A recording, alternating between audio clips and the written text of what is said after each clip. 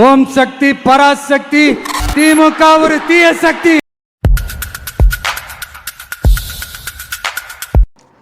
ஓம் சக்தி பராசக்தி, திமுக ஒரு தீய சக்தி. விஜயோட டேக்லைன். இந்த டேக்லைனை விஜய் எப்போ சொன்னார் அப்படின்னா, பிஃபோர் எலெக்ஷன் சொன்னார். சிஎம் ஆனதுக்கப்புறம் அந்த டேக்லைனை அவர் யூஸ் பண்ணலை. திமுகவை தீய சக்தின்னு சொன்னதை மட்டும் இல்லாமல் தன்னை தூய சக்தி அப்படின்னு டிக்ளேர் பண்ணார். இப்போ உண்மையிலேயே விஜய் தூய சக்தியா? அதைத்தான் இந்த வீடியோவில் பார்க்க போகிறோம். இந்த வீடியோவை ஒருவேளை விஜய் பார்த்தார் அப்படின்னா, நான் எலெக்ஷனுக்காக 1000 பேசுவேன், அதெல்லாமா நம்பிக்கிட்டு இருப்பீங்க அப்படின்னு இதை டேக் இட் ஈஸியாக கடந்து போயிடுவார். எனக்கும் விஜய் தூய சக்தி இல்லைன்ட்டு அப்பயே தெரியும். இருந்தாலும் ஏன் இந்த வீடியோவை போடுறேன் அப்படின்னா, விஜயை தூய சக்தி நம்பிக்கிட்டு இருக்க அவரோட ஃபாலோயர்ஸ்க்காக தான் இந்த வீடியோ. ஒரு விஷயம் நம்ம புரிஞ்சுக்கணும். நம்ம விஜய் தூய சக்தி இல்லை, இங்கே பார்த்தீங்களா லாக் பண்ணிட்டேன், அது நம்ம நோக்கம் கிடையாது. இங்கே ரஜினி சொன்ன மாதிரி சிஸ்டமே கரப்டட் சிஸ்டமாக இருக்குது. இந்த சிஸ்டத்துக்குள்ளே என்டர் ஆனாலே நம்ம தூய சக்தியாக என்டர் ஆகவே முடியாது. அப்படியே என்டர் ஆனாலும் நம்ம தூய சக்தியாக ரொம்ப நாளைக்கு ஸ்டேபிளாக இருக்கவும் முடியாது. சிஸ்டம் கெட்டு போயிருக்கு. இந்த சிஸ்டம் அதை அலோவ் பண்ணாது. அதனால தான் சொல்கிறோம் விஜய் தூய சக்தி கிடையாது அப்படின்ட்டு. ஸோ அதுக்கு சில எக்ஸாம்பிள்ஸ் சொல்லணும்ல, ஸ்டெப் பை ஸ்டெப்பாக சொல்லுவோம். ஸோ அதுக்கு முன்னாடி இன்றைக்கி சட்டசபையில் பெரும்பான்மையை நிரூபித்த விஜய்க்கு நம்மளோட வாழ்த்துக்கள். அது மட்டும் இல்லாமல் விஜய் சிஎம் ஆனதுக்கு அப்புறம் மற்ற கட்சி தலைவர்களை போய் சந்தித்தார். அது ஒரு நாகரிக அரசியல். அதற்கும் நம்ம ஒரு பெரிய சல்யூட் கொடுக்கலாம். இந்த நாகரிகம் ஜெயலலிதா பாலிடிக்ஸுக்கு முன்னாடி தமிழ்நாட்டில் இருந்துச்சு. லாஸ்ட் டைம் உதயநிதி எம்எல்ஏ ஆனதுக்கப்புறம் கூட தேமுதிக தலைவர் விஜயகாந்தை போய் அவர் வீட்டிலே போய் சந்தித்து வாழ்த்து பெற்றார். அப்போ தேமுதிகவும் திமுகவும் ஒரே கூட்டணி கிடையாது. இதையும் நம்ம யோசிக்கணும். அப்போது திரும்ப அகைன் உதயநிதி ஸ்டார்ட் பண்ண ஒரு சின்ன விஷயத்தை விஜய் சிஎம் விஜய் என்லார்ஜ் பண்ணியிருக்காரு. அது உண்மையிலேயே அப்ரிஷியேட் பண்ண வேண்டிய விஷயம். விஜயை பாராட்டுவோம். அந்த விஷயத்துக்கு வருவோம். விஜய் எல்லா லீடர்ஸையும் போய் பார்த்தாரு. எலெக்ஷன் டைமில் பயங்கரமாக கடுமையாக விமர்சித்த திமுக தலைவர் ஸ்டாலினை கூட அவரோட வீட்டில் போய் பார்த்தாரு. ஆனால் அதிமுகவை அவர் பெருசாக டச்சே பண்ணலை. அதிமுகவும் விஜயை பெருசாக டச்சே பண்ணலை. ஆனால் விஜய் ஏன் எடப்பாடி பழனிசாமியை போய் பார்க்கல அப்படிங்கிற ஒரு கேள்வி இருக்குது பார்த்தீங்களா? இந்த கேள்விக்கான ஆன்சரை நோக்கி போகும்போது விஜய் தூய சக்தியா அப்படிங்கிற கேள்விக்கான பதிலும் கிடைக்கும். விஜய் என்ன பண்ணியிருக்காரு அப்படின்னா, ஸ்டாலின், அன்புமணி ராமதாஸ், திருமாவளவன், காங்கிரஸ் லீடர்ஸ், சீமான் எல்லாரையும் போய் பார்த்துருக்காரு. ஏடிஎம்கேல எடப்பாடி பழனிசாமியை பார்க்கல. அதுக்கு பதிலாக சிவி சண்முகம், எஸ்பி வேலுமணி டீமை போய் பார்த்துருக்காரு. இப்போ அங்கே தான் கொஸ்டின் மார்க். அதிமுகவோட ஹெட்டு எடப்பாடி பழனிசாமி தான் அஃபிஷியலாக. அப்படி இருக்கும்போது எடப்பாடி பழனிசாமியை அவர் ஏன் பார்க்கல? ஏன் அப்படின்னா, விஜய்க்கு இங்கே மெஜாரிட்டி இல்லை. ஓகேங்களா? 108 எம்எல்ஏ தான் இருந்தாங்க. அப்புறம் டிஎம்கே அலைன்ஸில் இருக்க கட்சிகள் ஜனாதிபதி ஆட்சி வராமல் தடுக்க விஜய்க்கு வெளியிலேருந்து சப்போர்ட் பண்ணி விஜயை சிஎம் ஆக்கியிருக்காங்க. ஆனால் ஏதாச்சும் ஒரு இஷ்யூவில் இந்த கட்சிகள் பேக் எடுத்தாங்க அப்படின்னா ஆட்சிக்கு அவ்வளோ வாய்ப்பு இருக்குது. ஸோ நமக்கு ஸ்டேபிளான ஒரு கவர்மெண்ட் வேணும் அப்படின்னா ஏடிஎம்கே சப்போர்ட் தேவை அப்படிங்கிற கால்குலேஷனை தாவேகா தரப்பு போட்டிருக்கு. அதன்படி எலெக்ஷன் ரிசல்ட் அடுத்த நாளே அதிமுகவை உடைக்க செங்கோட்டையன் மூலியமாக காய் நகர்த்தப்பட்டுச்சுன்னு ஒரு தகவல் அப்பயே வந்துச்சு. அதுதான் இப்போ கொஞ்சம் கொஞ்சமாக வெளியில் வந்துக்கிட்டு இருக்குது. கத்திரிக்காய் முத்துனா கடத்தெருவுக்கு வரணும் அப்படின்வாங்கல்ல. ஸோ அப்படி அந்த விஷயம் வெளியில் வந்துக்கிட்டே இருக்குது. இன்றைக்கி சட்டசபையில் பேசின எதிர்க்கட்சி தலைவர் உதயநிதி ஸ்டாலின் புஷ்பா பாணி அரசியலை விஜய் கையாண்டிருக்கார் அப்படிங்கிற ஒரு குற்றச்சாட்டு வச்சுருக்காங்க. அது என்ன புஷ்பா பாணி அரசியல் அப்படின்னா, நீங்கள் புஷ்பா படம் பார்த்தீங்க அப்படின்னா எங்கேயாச்சும் ஒரு டீலை முடிக்கணும் அப்படின்னா அந்த சோஃபாக்குள்ளே என்ன பண்ணியிருப்பாங்க அப்படின்னா, நிறைய பணங்களை வச்சு கட்டுக்கட்டாக பணத்தை வச்சு என்ன பண்ணுவாங்க, சென்ட் பண்ணுவாங்க. அப்படி விஜய் சோஃபாவை சென்ட் பண்ணி தனக்கான ஆதரவை வாங்கியிருக்காரு அப்படிங்கிற குற்றச்சாட்டு அது. ஸோ இந்த குற்றச்சாட்டை மறுக்க வேண்டிய பொறுப்பு விஜய்க்கு இருக்குது, முதல்வர் விஜய்க்கு இருக்குது. அவர் சரியான ப்ரூஃபோட இதை நிரூபிக்கணும்.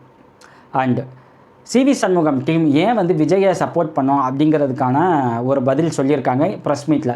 அது என்ன அப்படின்னா, திமுக சப்போர்ட்டோட எடப்பாடி பழனிசாமி சிஎம் ஆகிறது, அதுதான் அந்த பிளான். ஆனால் அந்த பிளான் எங்களுக்கு பிடிக்கல. ஸோ நாங்கள் விஜய்க்கு சப்போர்ட் பண்ணுறோம் அப்படிங்கிற ஒரு விஷயத்தை CV Shanmugam and SP Velumani சொல்லியிருக்காங்க. இப்போது திமுக சப்போர்ட்டோட எடப்பாடி பழனிசாமி சிஎம் ஆக முற்பட்டாரா அப்படிங்கிறது நமக்கு வந்த தகவல் படி, வெளியில் பேசின தகவல் படி கிட்டத்தட்ட ஓகே. ஆனால் இதை 100% கன்ஃபார்ம் பண்ண வேண்டியது 2 பேர். ஒன்று திமுக தலைவர் ஸ்டாலின், இன்னொன்று ஏடிஎம்கே பொதுச் செயலாளர் எடப்பாடி பழனிசாமி. ஆனால் இவங்க 2 பேரும் இந்த விஷயத்தை ஆமான்னு சொல்லலை, இல்லைன்னு சொல்லலை. ஓகேங்களா? ஆனாலும் இந்த விஷயம் ரொம்ப டீப்பாக எல்லாராலையும் விவாதிக்கப்பட்டுச்சு.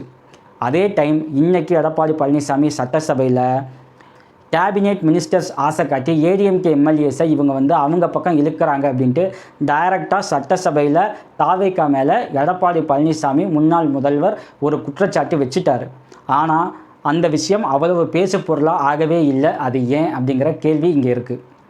சரி, இப்போ CV Shanmugam and SP Velumani என்ன பண்ணியிருக்காங்க அப்படின்னா, விஜய்க்கு ஆதரவு தெரிவித்தாங்க. அது சரியா அப்படின்னு பார்க்கணும். ஸோ ஒரு கட்சியில் ஒரு சின்னத்தில் நின்று மக்கள்கிட்ட ஓட்டு கேட்டு வாங்கிட்டு ஜெயிச்சதுக்கப்புறம் வேறு ஒரு கட்சிக்கு தாவுறது உண்மையிலேயே தப்பு. அதை தடுக்க கட்சி தாவல் தடை சட்டம் அப்படிங்கிற ஒரு சட்டம் பாஸ் ஆச்சு. இந்த சட்டப்படி 3/2 பங்கு எம்எல்ஏஸ் வேறு கட்சிக்கு தாவினாலோ இல்லை வேறு ஒருத்தருக்கு சப்போர்ட் பண்ணாலோ அவங்களோட பதவி பறிக்க முடியாது. ஆனால் 3/2 பங்குக்கு கீழே பண்ணாங்க அப்படின்னா அவங்களோட பதவி பறிக்கப்படும். அது யாரால் முடியும் அப்படின்னா ஒரு கட்சியோட கொறடாவால் முடியும். எலெக்ஷன் ரிசல்ட் வந்த அடுத்த நாளே தாவேகா ஏடிஎம்கேவை உடைக்க பார்க்குது அப்படிங்கிற தகவல் வந்த டைமிங்லேயே எல்லா எம்எல்ஏஸையும் என்ன பண்ணியிருக்காங்க, புதுச்சேரியில் ஒரு ரிசார்ட்டுக்கு ஷிஃப்ட் பண்ணி எடப்பாடி பழனிசாமி எல்லாத்தையும் சைன் வாங்கியிருக்காரு. என்ன அப்படின்னா சட்டமன்ற குழு தலைவர் எடப்பாடி பழனிசாமி ஏடிஎம்கே கொறடா அக்ரி கிருஷ்ணமூர்த்தி அப்படின்னு சைன் வாங்கிட்டாங்க. அது சபாநாயகர்கிட்ட சப்மிட்டும் பண்ணியாச்சு. ஸோ இப்போது கொறடாவோட உத்தரவுக்கு தாண்டி வேறு ஏதாச்சும் டிசிஷனை எம்எல்ஏஸ் எடுத்தாங்க அப்படின்னா அவங்க பதவியை பறிக்க வாய்ப்பு அதிகமாகவே இருக்குது. ஸோ எப்போ பாசிபிள் இல்லைன்னா 3/2 பங்கு ஏடிஎம்கேல 47 எம்எல்ஏஸ், அதில் 3/2 பங்கு அப்படின்னா 32 எம்எல்ஏ வேறு டிசிஷன் எடுத்தால் மட்டும்தான் இந்த கட்சி தாவல் தடை சட்டம் பாயாது. ஸோ இன்றைக்கி விஜய்க்கு சப்போர்ட் பண்ணது வெறும் 25 எம்எல்ஏக்கள் மட்டும்தான். 32 இல்லை, 25 மட்டும்தான் இருக்குது. ஸோ 3/2 பங்குக்கு கீழே தான் இருக்குது. 23 எம்எல்ஏ இன்க்ளூடிங் எடப்பாடி பழனிசாமி விஜய்க்கு அகெயின்ஸ்டாக தான் ஓட் பண்ணியிருக்காங்க. ஸோ இப்போ இந்த டைமிங்கில் இவங்களோட பதவியை பறிக்க எடப்பாடி பழனிசாமி அண்ட் கொறடா அக்ரி கிருஷ்ணமூர்த்தி என்ன பண்ணுவாங்க அப்படின்னா சபாநாயகரை வலியுறுத்தலாம், அவங்கள்ட்ட ரெக்வஸ்ட் பண்ணலாம். ஆனால் ஃபைனல் டெசிஷன் சபாநாயகர் எடுக்கணும். ஓகேங்களா? அதில் எந்த சேஞ்சும் கிடையாது. அது இல்லை அப்படின்னா அவங்க கோர்ட்டுக்கு மூவ் ஆகலாம். ஆனால் ஒரு அரசியல் நிகழ்வுகள் நீதிமன்றம் போச்சு அப்படின்னா தீர்ப்பு உடனே வராது, சாதகமாகவும் இருக்குன்னு சொல்ல முடியாது. அதை நம்ம நிறைய ஹிஸ்ட்ரியிலே பார்த்துட்டோம். ஓகே, இப்போ எடப்பாடி பழனிசாமி என்ன செய்வார் அப்படிங்கிறது $1 மில்லியன் கொஸ்டின். இந்த டைமிங்கில் இப்போ என்ன பண்ணியிருக்காரு அப்படின்னா சிவி சண்முகம் எஸ்பி வேலுமணி சப்போர்ட்டாக இருக்க 17 மாவட்ட செயலாளர்கள் பொறுப்பை எடப்பாடி பழனிசாமி பறிச்சிட்டார். ஏன்னா இப்போ வரைக்கும் ஏடிஎம்கேவோட ஹெட் யார் அப்படின்னா எடப்பாடி பழனிசாமி, அவருக்கு அந்த ரைட்ஸ் இருக்குது. ஸோ இவங்க மெஜாரிட்டியாகவும் விஜய் பக்கம் போகலை. ஸோ பல விஷயங்களில் எடப்பாடி பழனிசாமி கை ஓங்கி தான் இருக்குது இந்த செகண்ட் வரைக்கும். நாளைக்கு எப்படின்னு தெரியல. ஆனால் நம்ம பேச வேண்டிய பாயிண்ட், இப்படி ஒரு கட்சியை உடச்சி ஆசைவார்த்தை காட்டி அவங்கள தன் பக்கம் இழுக்கிற விஜய் எப்படி தூய சக்தியாக இருப்பார் அப்படிங்கிற விஷயத்தை தான் நாம் கவனிக்கணும். இன்னொரு எக்ஸாம்பிள் சொல்லணும் அப்படின்னா அந்த மெஜாரிட்டி கிடைக்காம தாவேகா தலைவர் விஜய் தவிச்சிக்கிட்டு இருந்தப்போ அமமுக எம்எல்ஏ காமராஜ்கிட்ட ஒரு சப்போர்ட் வாங்கியிருக்காங்க. அது என் நாலேஜுக்கே வரலை அப்படின்ட்டு அமமுக தலைவர் டிடிவி தினகரன் விஜயை பயங்கரமாக குற்றச்சாட்டு வச்சார், டேமேஜ் பண்ணார். இப்படியான ஒரு பாலிடிக்ஸை நான் பார்த்ததே இல்லைன்ட்டு. ஏன் அப்படின்னா இப்போ நீங்கள் சப்போர்ட் வேணும். இப்போ விசிகா எம்எல்ஏ இருக்காங்க, வன்னியரசு இருக்காங்க, அதே மாதிரி கம்யூனிஸ்ட் எம்எல்ஏலாம் இருக்காங்க. இவங்கள்ட்டலாம் அந்த எம்எல்ஏஸ்ட்டை போய் டைரெக்டாக விஜய் பேசினார்? இல்லை, அந்த கட்சி தலைவர் மாநில செயலாளர் அப்படிங்கிற அந்த தலைமைகிட்ட போய் பேசினார். ஆனால் அமமுகன்னு வரும்போது டிடிவி தினகரன்கிட்ட தானே பேசியிருக்கணும். அவர் ஏன் பேசாமல் காமராஜ்கிட்ட டைரெக்டாக பேசினார், என்ன டீல் பேசினார் அப்படிங்கிற ஒரு விஷயத்தையும் நோட் பண்ண வேண்டியதாக இருக்குது. இந்த பாயிண்ட்டும் விஜய் ஒரு தூய சக்தி கிடையாது அப்படிங்கிறத நிரூபிக்குது. சரி, அதுக்காக நான் திமுக அதிமுகலாம் தூய சக்தின்னு நான் சொல்ல. இங்கே இருக்க சிஸ்டம் எந்த அரசியல் கட்சியையும் தூய சக்தியாக இருக்க விடாது. சிஸ்டத்தை ஏற்கனவே இந்த அரசியல்வாதிகள் அப்படி மாற்றி வச்சுட்டாங்க. ஓகேங்களா? விஜய் வராரு, விஜயும் ஒரு பொலிட்டீஷியன் அப்படின்னா நமக்கு இஷ்யூவே கிடையாது. ஆனால் விஜய்க்கு அந்த க்ளீன் இமேஜ் நீங்கள் கொடுத்தீங்க அப்படின்னா அது கஷ்டம். ஏன்னா விஜய் அதற்கான தகுதியை எப்போயோ இழந்துட்டார். விஜய் ஒரு க்ளீன் இமேஜ் உள்ள பொலிட்டீஷியன் கிடையாது. அந்த நேமோடு நீங்கள் பாலிடிக்ஸ் பண்ணுங்கள், அரசியல் பண்ணுங்கள். நீங்கள் விஜய் அரசியல்வாதி ஆகிட்டார், நீங்கள் அரசியல் தான் பண்ணணும், அவியல்லாம் பண்ண முடியாது. அதை நான் அக்செப்ட் பண்ணிக்கிறேன். என்னோட பாயிண்ட், நீங்கள் தூய சக்தி இல்லை அப்படிங்கிற விஷயத்த சொல்லணும், அவ்வளவுதான். மற்றபடி இந்த 5 வருஷம் ஸ்டேபிளாக இந்த கவர்மெண்ட்டை விஜய் ரூல் பண்ணட்டும். ஏன்னா மெஜாரிட்டி ஆஃப் த பீப்புள் வந்து விஜயை எலெக்ட் பண்ணியிருக்காங்க, விஜய் வரணும்னு நினச்சிருக்காங்க. ஸோ அந்த பீப்புளோட முடிவுக்கு ரெஸ்பெக்ட் பண்ணி விஜய் ரூல் பண்ணட்டும். மீண்டும் வேறொரு விஷயம் குறித்து பேசுவோம். தேங்க்யூ.